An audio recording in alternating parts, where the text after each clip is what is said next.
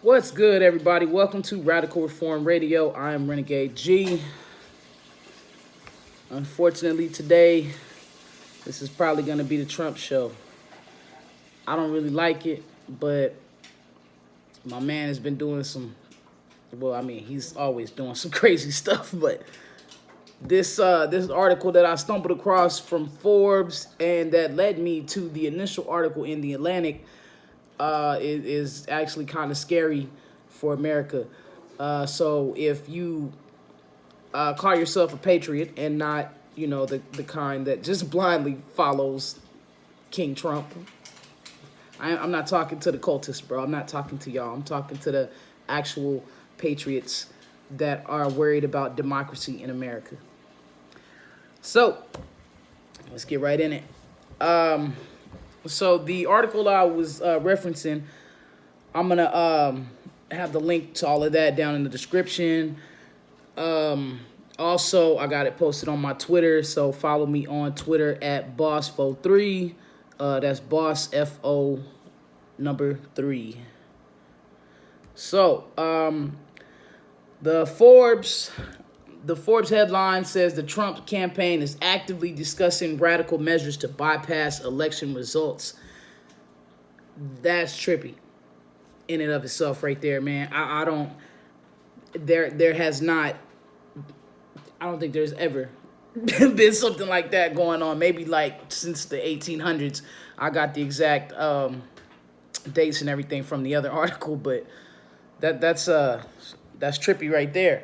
So basically it's saying that if Creepy Joe defeats Donald Trump, then he's gonna say that the votes aren't counted right, or the mail-in voting that he's been ranting and railing about for this past few months, basically since Corona started. Let me see what else we got. Oh, the Electoral College, dog. The good old Electoral College. They are going to screw us once again.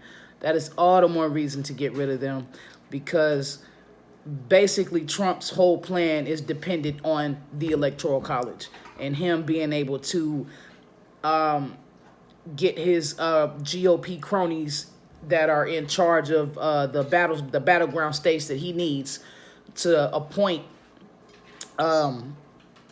Electoral College members that are basically just going to say, well, it doesn't matter what the people want and what the votes say. We're voting for Trump because that's who we want. That's basically what the Electoral College does. They basically decide who the president is, because it doesn't matter what the popular vote says. It's the Electoral College. Now, more explanation on that here in a minute. So, since the late 1800s, every state in every presidential election has ceded the decision to its voters, right? But, of course, that's probably not going to happen with this, because once again, like I said, the GOP cronies. Let me see. Oh, well, let's skip that and just go to the Atlantic article. Now, I don't know if you guys have read that article, but if not, I highly suggest you tap on the link down in the description. If you don't want to read it, go down a little further in the article. There is a SoundCloud recording of someone reading the article. So it's like an audiobook, yo. It's you don't even have to read anything. All you got to do is just listen. And I'm telling you, man, it's mind blowing. It's mind blowing. I'm gonna talk about a couple of excerpts from the article. I'm not gonna try to talk about too much in the article because it is a long article. I think the recording is like 50, 56, 54 minutes long or something like that. But so basically, some of the stuff going on. The author, man, what's his name? I gotta go back to the Twitter page. So the author of said article, what's his name? Barton something. Come on, man. There we go.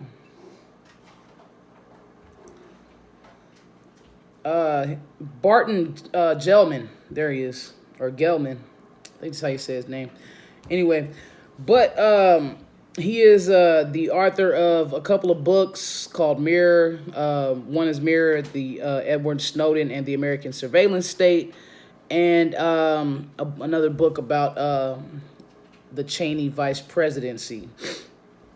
So those are some of his credentials. But basically what he has been saying in his article. Oh, man. I'm bad, y'all. I got my laptop pulled up. I don't know if y'all can see everything. So that's where I'm getting all this information from. Anyway. So basically what he is saying is that the current pandemic, Trump being extra reckless like he has been just about the entire time he's been president, and him and due to the coronavirus, all of these mail-in ballots that are going to be happening, bro, like millions more than would be normal. And also him and what's that guy's name? The postmaster he got. I'm going to come back to that. It's down further in the article. But him and his postmaster are basically vandalizing the postal service. And I feel like they've been preparing for this for the last couple of years, and normal people, regular people like us, we haven't been paying attention to it. So also a bunch of lawsuits, man, that are going on right now. Actually, some of them are going on right now, and all of that is going to come to a head on the 3rd and thereafter. If y'all think that come November 3rd, you're just going to cast a vote and that's going to be that, you guys are sadly mistaken, yo. Because of a period called the interregnum. Now, I'm going to get into that more in just a minute. But a lot of students of election law and procedure are warning that conditions, like the conditions I stated just a minute ago, are super ripe for a constitutional crisis that would leave America without an authoritative result. That is a direct quote from the article.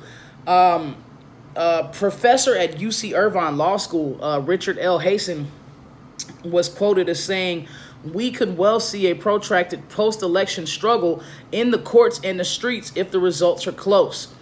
The kind of election meltdown we could see would be much worse than 2000 Bush versus Gore case." Now, I don't know how much you guys remember about that. I don't remember exactly too much because that was in 2000. I think I was like, I don't know, 12. So I wasn't into the politics thing. I wasn't doing the voting thing. I wasn't even of age to be worried about any of that. All I remember about that is that basically George Bush cheated.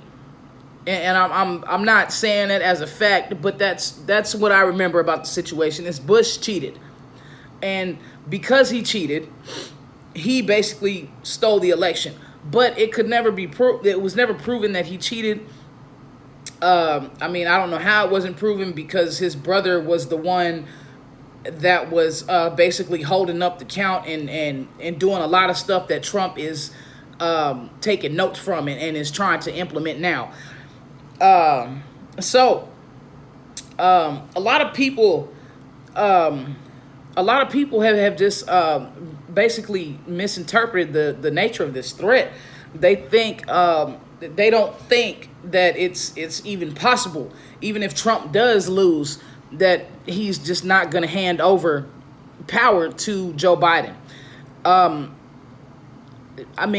know y'all feel like, oh, the army will make him remove him from the office forcibly if need be. But I mean, I just don't have a lot of faith in a lot of things concerning the American government. So the worst case is that he uses his power to prevent a decisive outcome against him, which he is actively doing right now, y'all.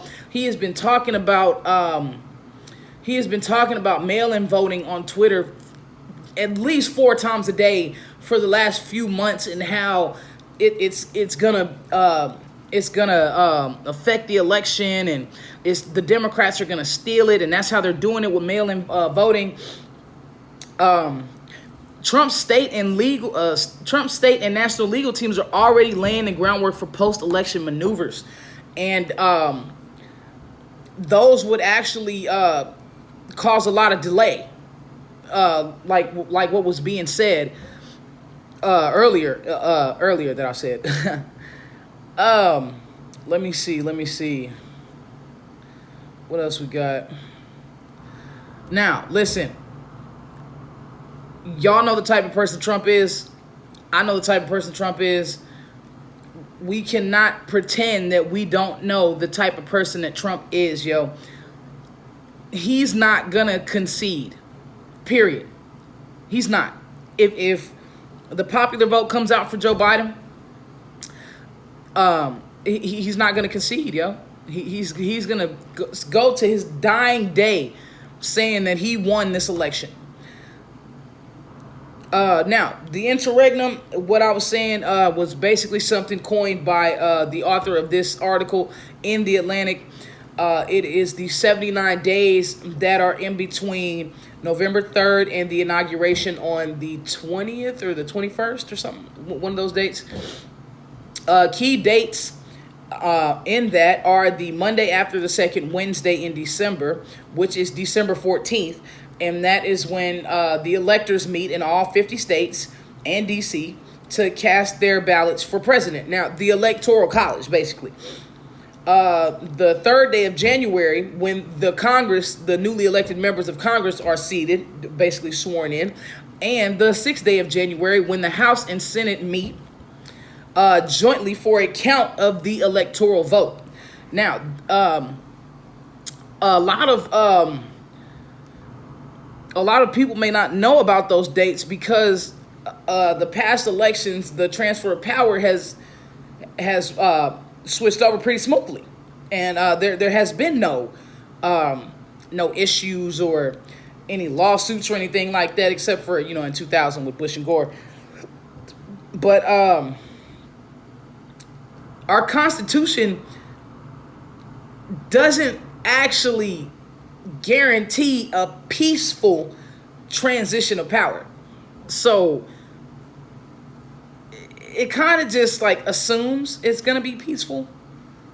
But if it doesn't give any, there's no precedent is what I'm trying to say. There's no precedent for a coup in America, because I don't think this has ever happened until now.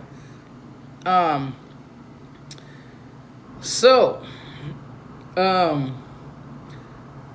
being that Trump will not concede that he is lost is going to be the most important determining factor in the interregnum. Let me see.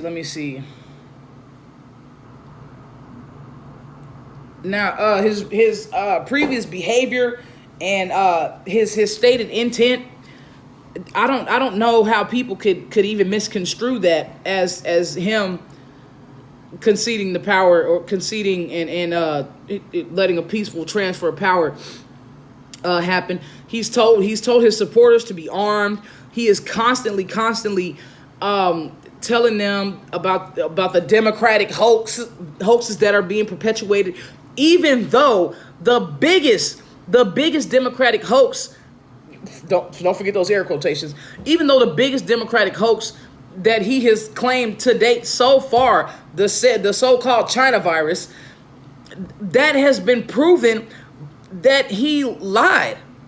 He knew that it wasn't a Democratic hoax, and he still came out and told his followers that that's what it was. And when it came out that he lied, the Trump cultists, they rationalized it and said whatever they had to say to themselves to make it okay.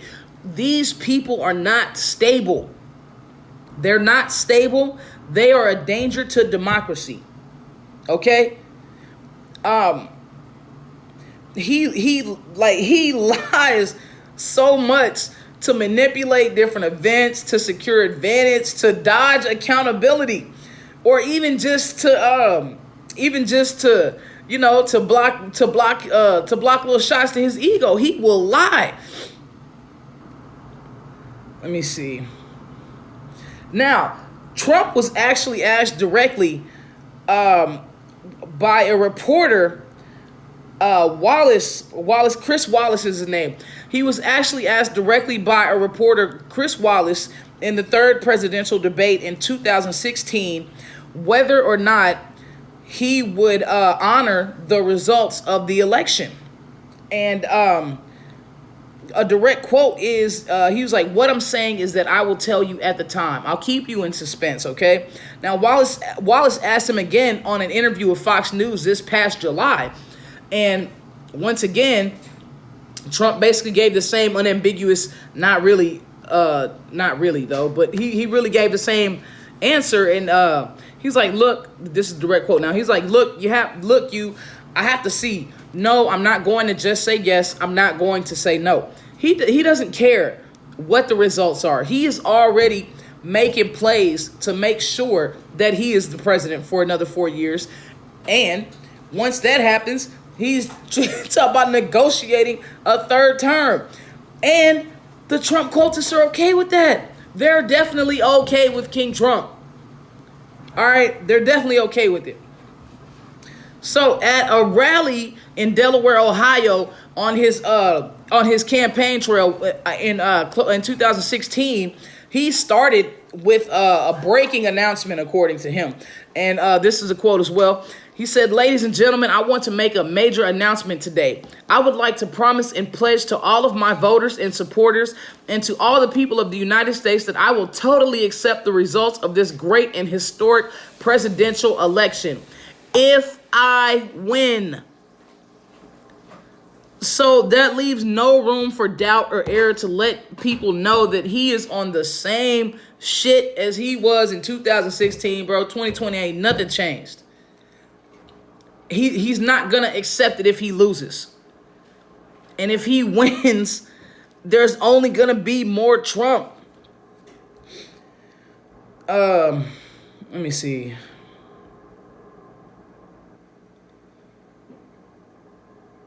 Let me see, y'all. Let me see. Sorry, all of this that I'm going through right now is the last time that there was an issue.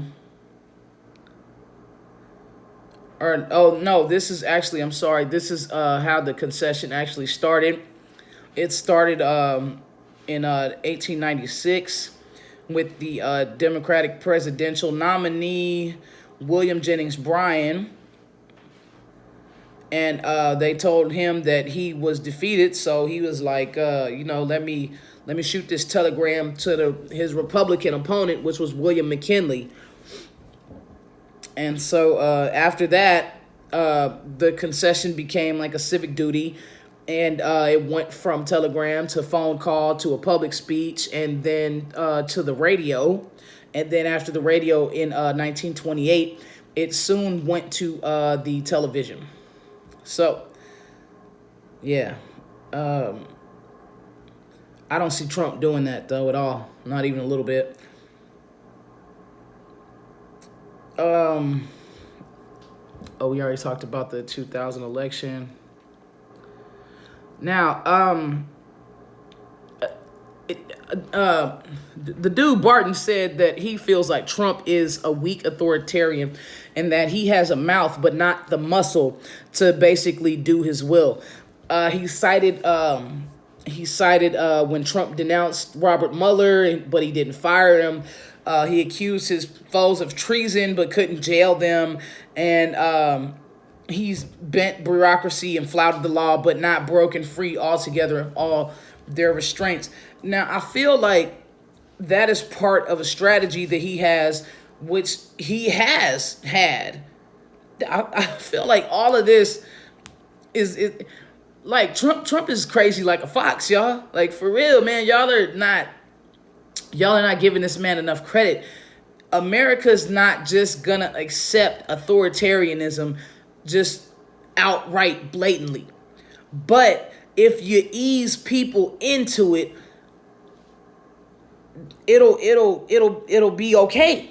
They've been easing people into a lot of stuff. Like, let me see what I can think of. Man, I should have wrote something down. I'm sorry, I'm totally unprepared right now. I can't think of anything in particular, but like the surveillance state. 50 years ago, people would have been tripped out to have cameras everywhere watching you. But now people are okay with it. People are cool with having cameras everywhere because they want to feel safe. So if you ease people into stuff, there won't be an issue. It's like boiling a frog. You don't turn the pot on, man, and get the water rolling and throw the frog in there. He gonna jump out. You just, put him in there with the water cold and then let the water heat up gradually. He ain't gonna know what's happening until it's too late. So I don't think he is a weak authoritarian. I think he is a smart one, and he is on his way to a gradual authoritarianism. And there's so much nepotism in the government that he has it set up to where his whole family is basically part of his group, like his inner circle. And if something were to happen to him, the power would transfer to a family member. He is setting up a dynasty, y'all. He's not thinking about just 4 years or 8 years or 12 years if he gets that third term. He's thinking about a Trump dynasty. And they said he also said a proper despot would not risk the inconvenience of losing an election. I don't think he thinks he's gonna lose. And if he does think he's gonna lose, I still don't think he thinks he's gonna lose, because all this stuff that he is putting in place right now and putting in play is for the specific fact so that he can remain in power. Everything he's doing, down from the tweets, the random tweets that y'all think don't mean anything, or it's just him being a social media president. All of this is strategic little moves and a plan, man. Y'all gotta give him more credit. Y'all do. Y'all have to give him more credit and treat him as the dangerous threat that he is. Let me see. So one of the things he could do, he could disrupt the vote count where it's going badly. And if that doesn't work, he could try to bypass it altogether. Now, everybody knows that on Election Day, they tally up all the in-person votes, and then they have to wait and get all the mail-in or absentee ballots or stuff like that. And so further on, it could change the margin. You know what I'm saying? So Trump, who has already, let me see if I can find it. Who has already, I think in Florida, in 2018, in Florida, he already said that they should go with the Election Day vote and not any of the votes after the fact. I can't remember who it was that was running, but we'll get back to it. It's further down in the article. So, oh man, I gotta go back up. Now, suppressing anybody's vote is something that Trump has already expressed his agreement of. He's already said that he doesn't want black people to vote. He said he doesn't want young people or poor people to vote. Those are all people that traditionally vote Democrat for whatever reason that I have yet to find out. And he really feels like that to win re-election, he needs a high turnout of his side at the polls. Now, if he feels like that, it's only because he intends to keep that in-person poll ballot. He intends to keep that number, because that number is going to say that he won, and that's the number that he wants. He doesn't want any more canvassing or counting of the other vote. He doesn't want that. So, unfortunately, in today's politics, there's always one party that consistently seeks advantage in depriving the other party's adherents of the right to vote. Now, for a long, long time, that has been Republicans. Republicans are the ones who have traditionally been suppressing votes. They did it so much that in let me see. There was a law, a consent decree. There was a law. It just recently expired in 2018. A federal judge allowed it to expire. That just basically said the. Let me see. Oh, that basically said that Republicans can't use any of the tactics that they have been using to suppress and intimidate voters. Now, what's this guy's name? Justin Clark. He was a senior lieutenant in Trump's re-election campaign, and he was promoted to deputy campaign manager. He was caught on a recording. He thought he was speaking privately, but somebody recorded him about election day operations. And he was basically saying election day operations are really, really, really important. And now that, and he actually admitted that it's always traditionally been Republicans suppressing the votes of Democrats.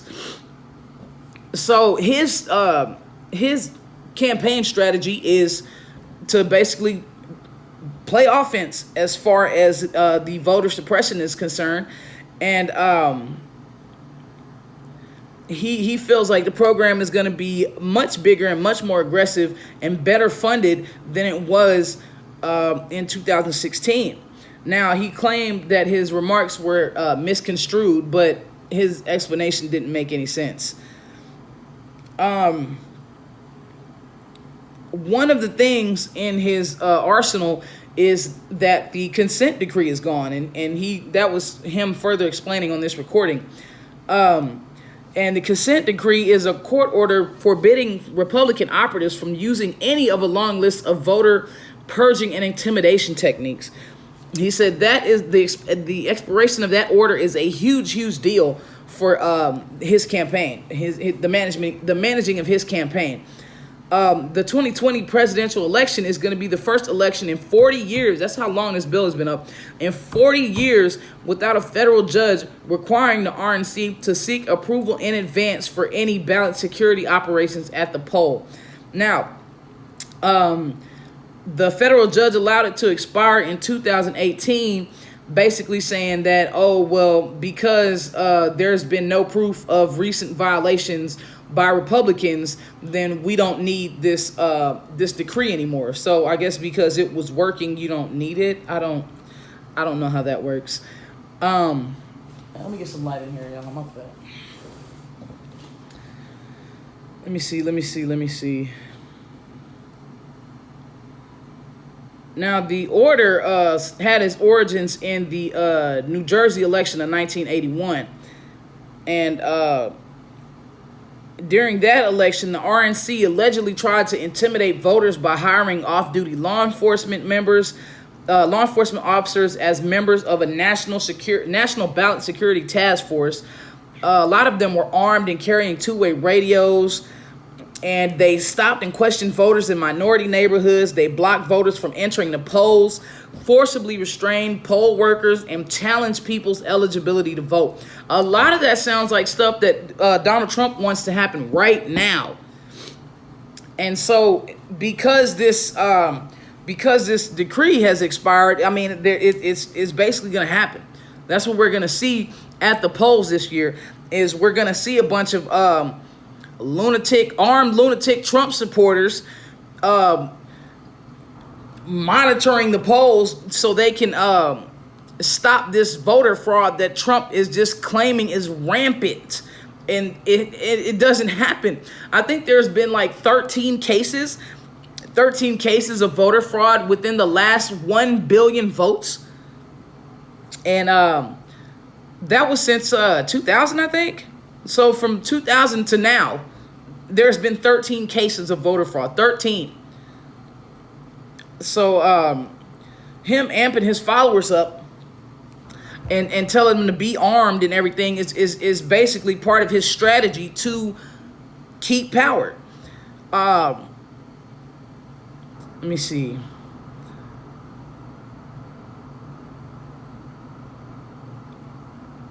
So now that this judge is no longer watching what the Republicans are doing, they have recruited 50,000 volunteers in 15 contested states to monitor polling places and challenge voters that they deem suspicious looking. Now, do you think that they are going to be worried about anybody with the MAGA hat or a Trump t-shirt? And they ain't going to be worried about them. They're going to be worried about everybody else. All the other people who are voting Democrat, they're going to intimidate them and do their best to scare them and not have them come to the polls and vote. And they're basically doing this on Trump's say-so. Let me see.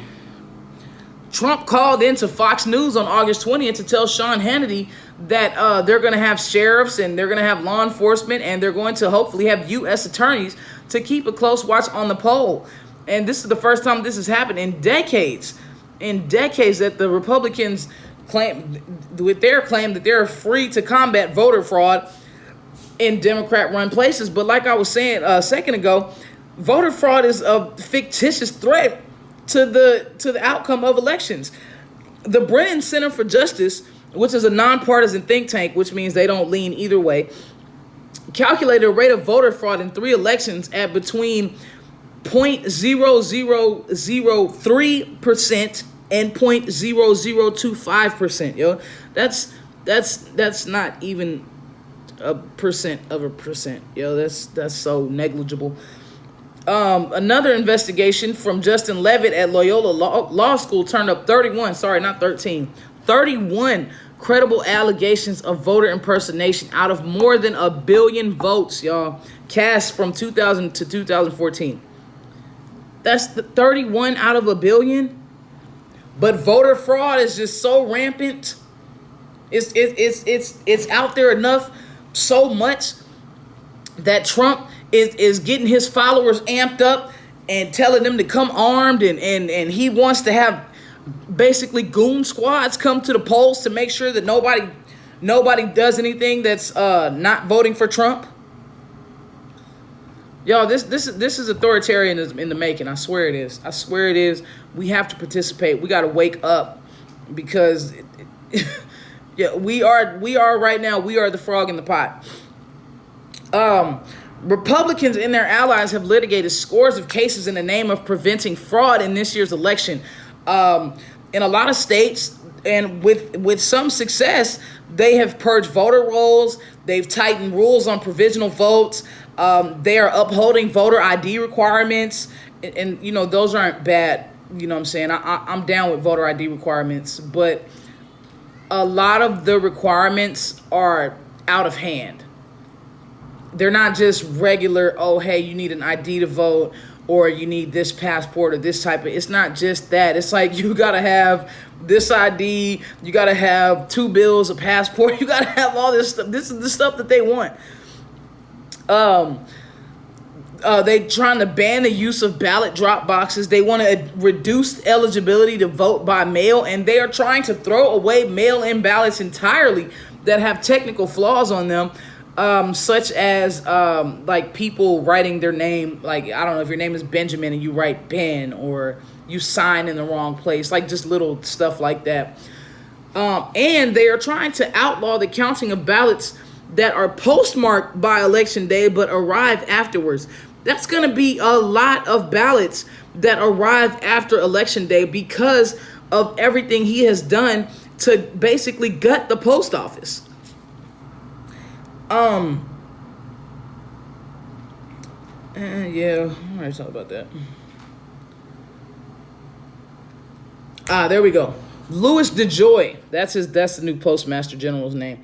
Louis DeJoy is a Trump cult member, and he has also been part of just damaging restructuring from the inside that will stop a lot of mail-in ballots from getting where they need to go.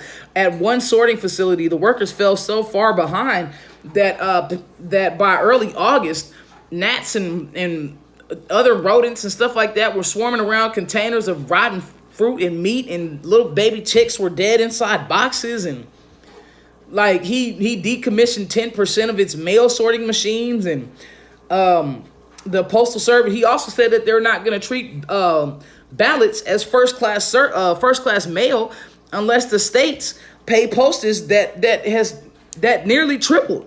They went from 20 cents an envelope to 55 cents an envelope.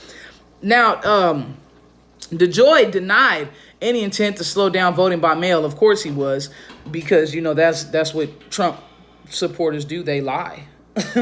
they do sneaky, underhanded shit, and then they lie. But because he was getting a lot of flack, he withdrew the plan under fire. So let me see.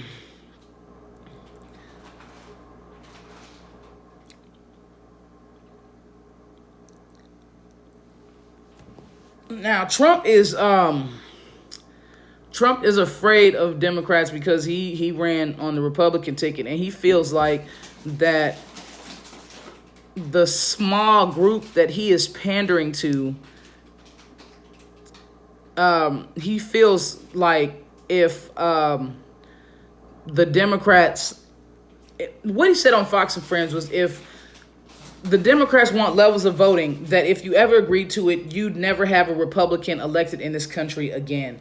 Now, he feels like, for some reason, that Democrats are just trying to eliminate anybody that's Republican, and I don't feel like that's the case at all. I feel like that's a lot of fear-mongering that he has been doing to basically gather his little circle together and just make them more tight-knit. It's like some gang shit out here. So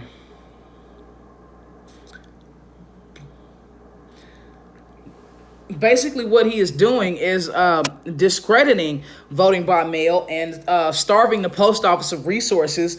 And doing that is signaling his supporters to go vote in person.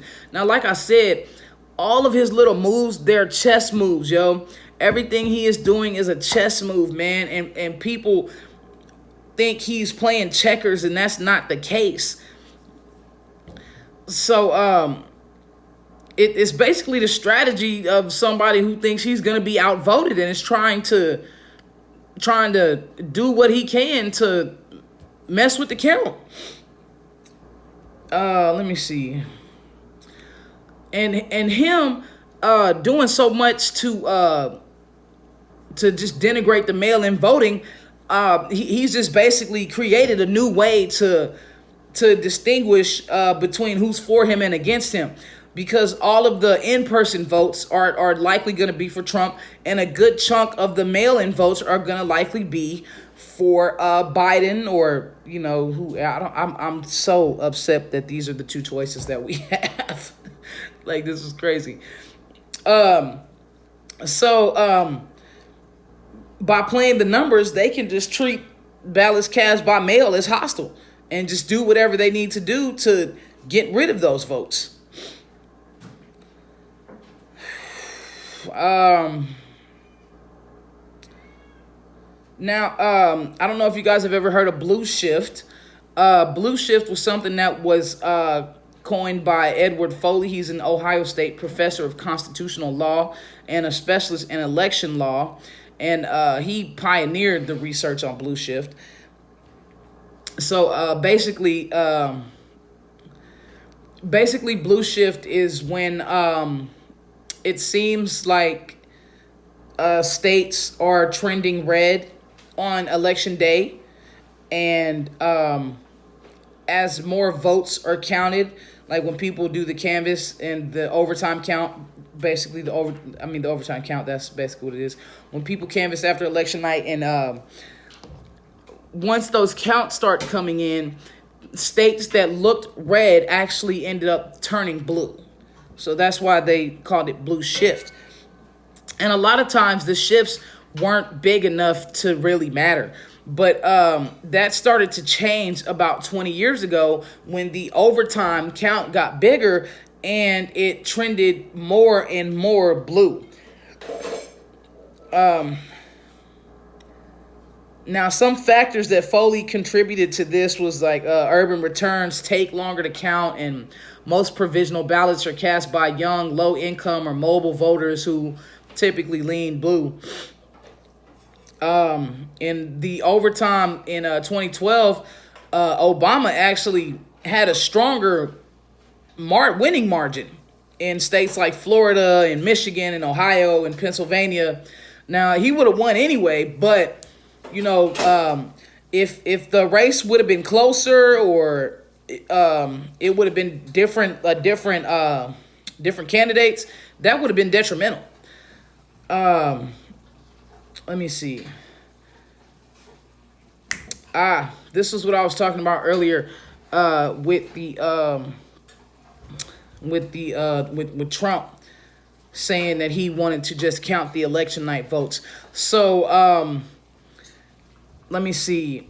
In 2018, a Senate race in 2018, Republican Martha McSally seemed to have won. She had a lead of about 15,000 votes the day after election. But canvassing in the days that followed swept the Democrat into the Senate with a gigantic overtime gain of over 71,000 votes. Now, Florida was the one that Trump was really paying attention to that year, because Republicans were leading in tight contests for the governor and the U.S. senator, but blue shift took effect, and Ron DeSantis, who was running, saw his lead shrink by over 18,000 votes in the governor's race. Rick Scott for the Senate, his margin fell by 20,000 votes. So by early morning on November 12th, 6 days after Election Day, Trump was sick of it. He was just like, you know what? The Florida election should be called in favor of Rick Scott and Ron DeSantis, because a large number of new ballots showed up out of nowhere, and many ballots were missing or forged. See, he's been going with this, with the voter fraud for years, y'all. I'm telling y'all think it's checkers in his chess. Y'all gotta pay attention to this man. And those were entirely baseless tweets. So he was panicked enough by the blue shift on someone else's election to fabricate fraud. Now, if he's tripped out enough on somebody else's election, what y'all think is going to happen on his? Y'all don't see this man going to extreme lengths to keep power?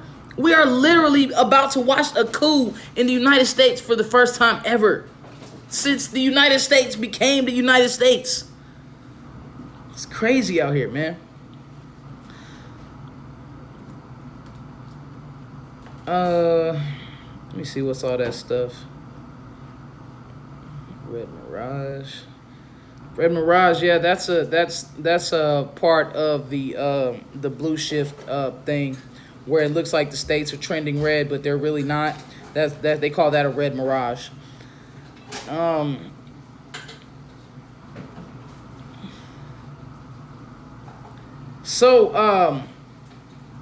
Mail-in ballots have not always been the best way for people to vote in elections, but I mean, being with the with the pandemic going on, a lot of people are going to opt to do that and stay home and to stay safe. And because of that, there's a lot of flaws that the Trump lawyers can use in their lawsuits that are undoubtedly going to come. It's more complicated than voting in person, and there are a lot of technical errors at each steps. Like if you have a new address, or if you write a different version of your name, like the Benjamin to Ben, or if your signature changed from what it was when you signed the card at first. I mean, because I guess that's the thing, people's signature changes. Or you have to seal your ballot inside an envelope in another envelope. So it has to be double enveloped. And if it's not, it may not get counted. So if you were in-person voting, then a poll worker would be there to help you with, those little technical details. But since a lot of people are going to do it at home, there is no poll worker. And so that's a lot of there's a lot of small errors that can add up over time. And during the primaries this spring, Republican lawyers did dry runs for the November vote at different county election offices around the country. Now, J. Matthew Wolf, who is an attorney for the Pennsylvania Republican Party, reported on one such exercise, along with another Republican lawyer and a member of a Trump campaign. They watched, but they didn't intervene as election commissioners in Philadelphia canvassed mail-in and provisional votes. Now, Wolf cataloged these imperfections, taking note of objections that his party could have raised. So, like I said, they've been preparing for this for the last 2 years. For the last 2 years. There were missing signatures, partial signatures in the wrong place. There were names on the inside of the security envelopes, which are supposed to be blank. You can't write anything on that. You just got a blank envelope with your ballot inside of it, and then another envelope where you would actually address it. Some envelopes, they didn't have a postmark, or the postmark was illegible. Some voters wrote birthdays where signature dates belong, and others put down an impossible date, like, I don't know, the day after the primaries, or you know what I'm saying, just some random date that didn't make sense. So, and a lot of the decisions were clear violations of the direction in the language of the election code. That's what Wolf said. And he recommended that someone connected with the party review each application and each mail ballot envelope in November. So that's their plan, y'all. Like that's what this is what they're doing. And the longer that we just act like it, this is not happening, we can't keep doing that, man. We can't keep doing that, y'all. Democracy is going to be a thing of the past. If we keep going how we're going, we have to participate. It's not, democracy is like a relationship that you really want, man. It's you can't just get it and be like, oh, okay, I got it. You know what I'm saying? We got democracy. That's it. You have to work at it, man. It's something you do every day. You have to work every day towards democracy. Let me see. There's endless fuel for these lawyers to exploit as far as the mail-in ballots are concerned. And some of the political students, like Myrna Perez, she thinks that Texas, Georgia, and Florida are going to be trouble spots. Oh, Texas. And of course, Florida. Florida's always an issue. Let me see. So people think that the electoral combat will confine itself to the courtroom as far as all those lawsuits and everything are going on, and that I don't think, I mean, that's not going to be a thing either. Poll officials and election adjudicators are going to be doxxed, and they're going to say that they're members of Antifa and paid by George Soros, and aggressive crowds of Trump cult members that are gonna proclaim themselves ballot guardians, and they'll be spoiling to reenact the Brooks Brothers riot of the 2000 Bush versus Gore Florida recount. And that was when demonstrators who were paid by Bush campaign people staged a violent protest that physically prevented canvassers from completing a recount in Miami-Dade County. Bro, y'all don't see this happening right now? Y'all don't think this is gonna happen? Like, I fully, entirely, 100% believe that there's gonna be armed people in the streets with MAGA hats on, claiming that they're trying to protect the integrity of the democracy of the United States, of the democratic process of the United States. And that's not what they're doing. That's not what they're doing at all. Things like this have already happened. They've already happened, just on a smaller scale. Like, there's so much unrest going on right now. It's gonna explode. Suppose that caravans of Trump supporters with all their guns and accessories, they go to a big city polling place on election day. Now, I know a lot of people that I know, they with it. They with the shits. So if they go to vote and they see these people trying to intimidate them, it's not gonna be a peaceful thing. It's just not. And they're getting all of their information from social media.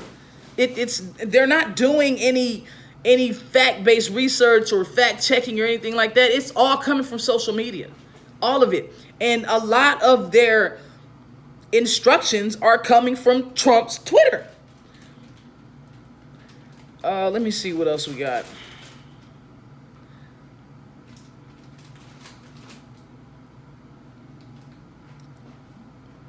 Now, Trump has already dispatched the National Guard to Washington, D.C., and sent the Department of Homeland Security forces to Portland, Oregon, and Seattle during the summer for protests for racial injustice. Y'all remember them white vans that were snatching people up in Portland?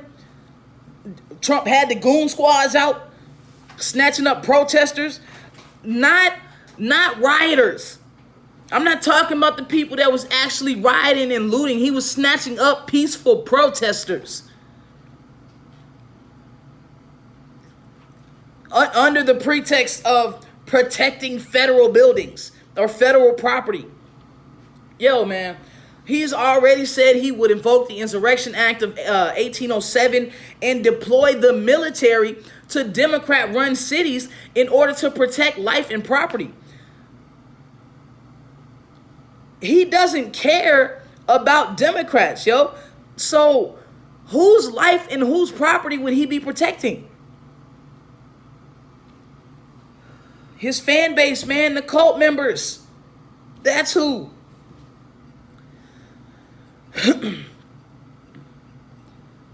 And if y'all think the Attorney General, if y'all think William Barr or Bill Barr is gonna say he doesn't have jurisdiction to do any of this, y'all got another thing coming, bro.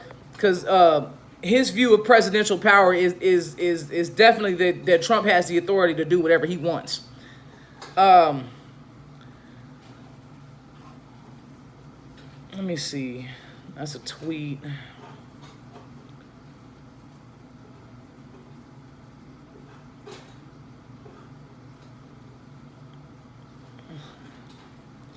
So one of the days in said interregnum is December 8th, and that is known as the safe harbor deadline for appointing the 538 men and women who make up the Electoral College.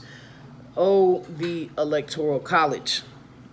The electors don't meet until 6 days later on December 14th, but each state must appoint them by the safe harbor date to guarantee that Congress will accept their credentials. Now, the controlling statute says that any controversy or contest that remains after that, then Congress will decide which electors, if any, may cast the state's ballots for president. So that means if Trump is doing what we think he's gonna do, and basically doing his best to cause all these problems with counting the ballots and everything, then if there's an issue, then Congress is going to decide who the electors are. Now, I read earlier that normally the Electoral College is voted on by the people, but that's not what's going to happen this time. Congress is going to decide. And let me see. Congress hasn't been able to get anything together. There's still people who were on unemployment and don't have any funds for anything now. I mean, they can pick a Supreme Court justice though. R.I.P. Ruth Bader Ginsburg though. My bad. I should have said that first. But they can get together and pick a Supreme Court justice within a week. But they're not going to decide on this because the longer that there's dispute going on with the presidency, the more likely it is that the majority leader, Nancy Pelosi, will be sworn in as acting president until something can get figured out. So if she just decides to just not agree with anybody, then she will be president. And that's another weird thing. I mean, come on, yo. There's too much going on. There's too much going on for people to not pay attention and not participate. Let me see. So according to sources in the Republican Party at the state and national levels, people in the Trump campaign are already talking. They already have contingency plans to bypass election results and appoint loyal electors in battleground states where Republicans hold the legislative majority. So basically, I mean, they're already picking people who they're gonna appoint, who will vote for Trump. The Electoral College is probably already picked out. And once again, they're gonna fuck us like they did in 2016. Yo, man. Yo. To modern people, to modern democratic people, discarding the popular vote for the gain of either party looks like a coup, because it is. And that's what we have been having with either side. This has devolved into a gang war. This is white people gang wars, bro. This is basically what we participating in. White people gang wars. And it's not it's not with guns and, you know what I'm saying, colors in the street. Not yet anyway. I mean, it's getting there. It's getting there with the quickness.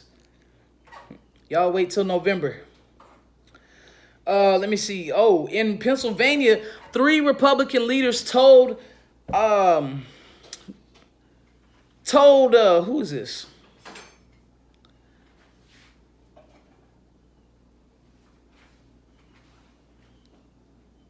Lawrence Tabas.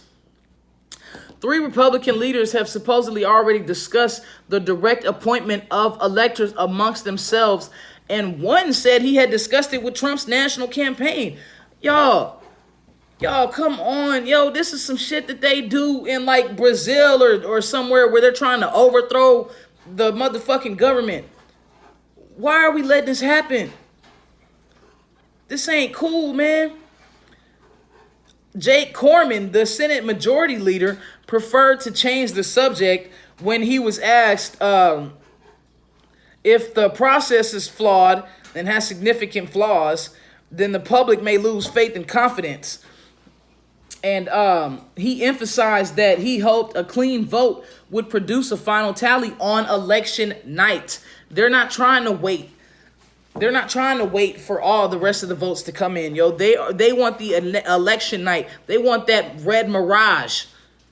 They want that red mirage count.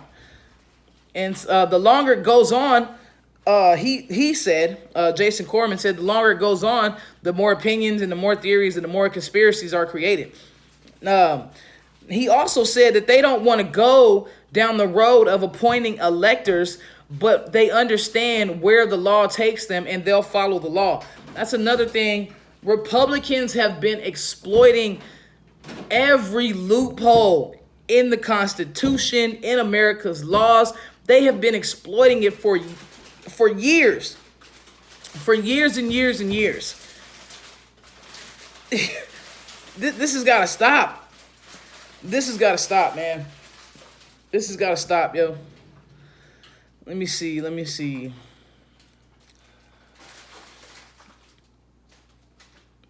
Oh, man, bro, we got a lot.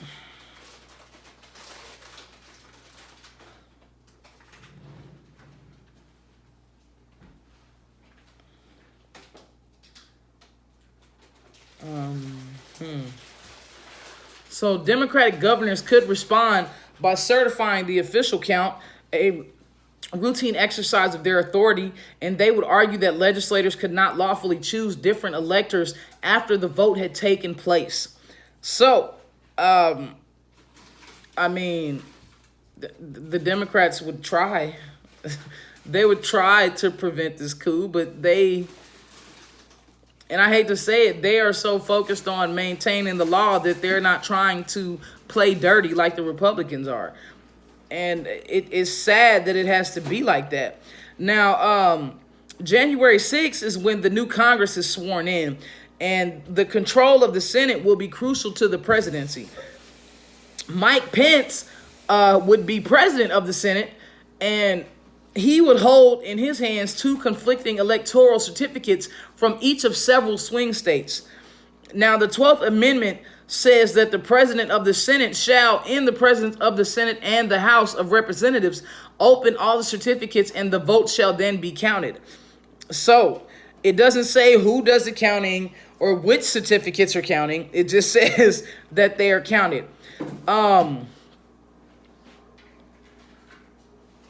Jesus.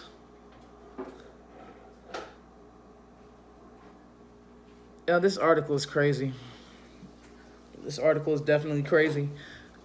I'm urging everybody to read it, or at least listen to it on the SoundCloud that is embedded in the article. Let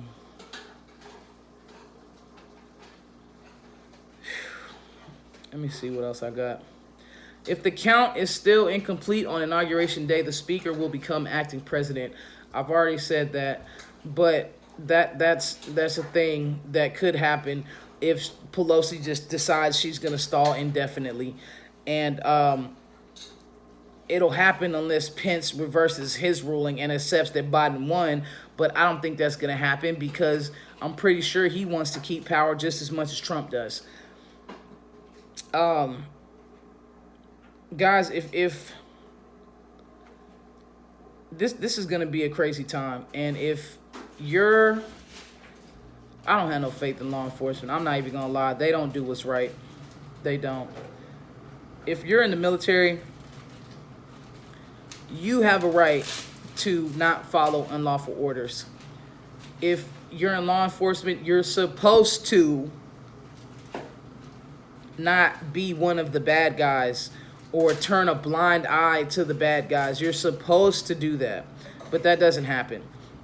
So like I said, I have no faith in law enforcement. If you are one of the poll workers or something, bro, the political system is not strong enough to preserve its own integrity by itself. We have to help it. So if you are in a position to do anything as far as with the voting in the polls, do the right thing and help preserve democracy in America. A vote can't be stolen unless people let it happen. So, I mean, the American people have to, at some point, let this election process be broken for it to be stolen. And if you're like a civil servant, I mean, you got to know that your country needs you to do the right thing more than what a party is asking you to do. Or, you know, you can't, the party isn't everything. All right. This is, it's sad I even have to say this. That's on some Nazi Germany type shit. The party is not everything. All right. The democratic preservation of America is the main goal. Now, the only time that the interregnum has brought the country to the brink of actual collapse, to the brink of real collapse, was in 1877, and that was the 76 presidential race between Democrat Samuel Tilden and Republican Rutherford B. Hayes. Now, we all know who won that one, but the only reason it was won was because Tilden conceded, and the only reason he conceded was a deal was made so that federal troops would withdraw from the South, where they were protecting the rights of newly freed black people. And that wasn't the only reason for him doing it, but it was a main reason. Another reason was that military force was in the air. Ulysses S. Grant said that he was prepared to declare martial law in New York, and that was where Tilden was supposed to be sworn in. If our political institutions fail to produce a legitimate president, and if Trump maintains the stalemate into the new year, the chaos candidate and the chief and the commander-in-chief will be one and the same. Y'all, we have to participate. We have to. I'm not going to sit here and act like I just been political my whole life, because I haven't. I really didn't care up until recently. And everything just started getting crazy. And I was trying to live my life in a different fashion than what I did before. And these people are playing with my life. They're not just playing with my life. They're playing with the lives of millions of American people. We can no longer let this happen. You have to participate in the democratic system. You have to. If you don't, we're going to have King Trump. We're going to be like China or North Korea. I don't know if I want that. I'm not even going to lie. I don't want to be worried about what the party says, or what's going on with the dictator, the fearless leader. I'm not trying to deal with that, man. I've never grew up in America like that. I don't want my nephews dealing with that. I don't want any of that to happen. We cannot sit by passively and let America decline gradually into despotism. We can't do that, because it'll just defeat the purpose of all the soldiers that died in the different wars that we've had. It'll defeat the purpose of everything. We cannot let America collapse, and it's up to us. So, thank y'all for tuning in. I'm sorry I was a little frazzled, and had a little bit of, random pauses and breaks and stuff. I was trying to get my notes together. I did it different this time. I actually put it on my laptop. Before, I just wrote everything down. If you like the content, please like and subscribe. Share if, matter of fact, just share it. Don't if or nothing. Just share. Take excerpts of it if you want to, and cut and clip, whatever, how you want to do it, screen record, but share it, man. Share it. Get the word out. This article from The Atlantic, I feel like it should be required reading for everyone. And like I said, there's a SoundCloud link embedded in the article. You don't even have to read it. You can literally listen to it while you're cooking or something, just... This is serious, man. This is serious. And I can't vote, but I'm trying to do my part to spread awareness. So, like, subscribe, share. I'll try to get another video in next week. I started a new job, so it's been kind of hectic that too as well. Yeah, so it's Renegade G, man. Until next time on Radical Reform Radio. Y'all be easy.